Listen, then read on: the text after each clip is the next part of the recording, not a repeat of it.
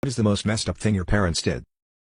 My mother is an alcoholic and my brother and I used to live with her before social services stepped in and placed us in the care system. When I was like 2 she started giving me horrible punishments for very stupid things, like, being a 2-year-old and all, I would accidentally break one of my toys or whatever. So my mother would lock me in the shoe cupboard for an hour in the pitch black whilst I was crying and screaming. My brother who is 5 years older than me would sneakily turn on the lights from the outside so that maybe I wouldn't be so scared. I once dropped my dinner plate and it smashed on the floor so I was locked in my room for 2 days, with no food other than some cookies and a bottle of water. This all carried on until I was 5, when my father died. My dad was my hero.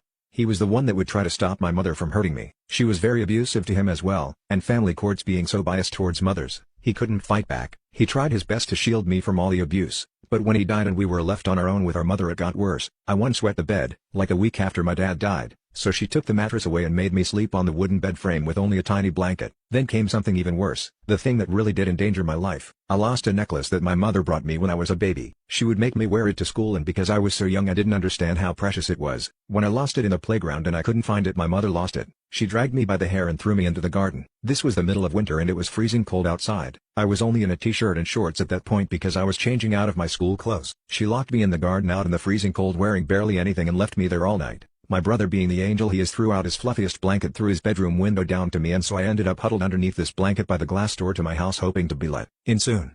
I was left there all night, when my mother came to let me in I couldn't stop shaking and my brother tells me now that my skin had a strange blue tint. Mother took me to the hospital after my brother begged her for hours. I couldn't talk, I was still so cold and I felt like my lungs were filled with ice. She told the hospital that the heating broke and I got really cold in the night. I ended up with pneumonia and hypothermia from that night and they kept me in the hospital for a week until I was better because I was so frail. Shockingly that wasn't what made social services step in and take my brother and I away. It wasn't until I mentioned to a teacher at school when I was 7 that, quote, my mom had too much to drink last night, so my brother took me to school again.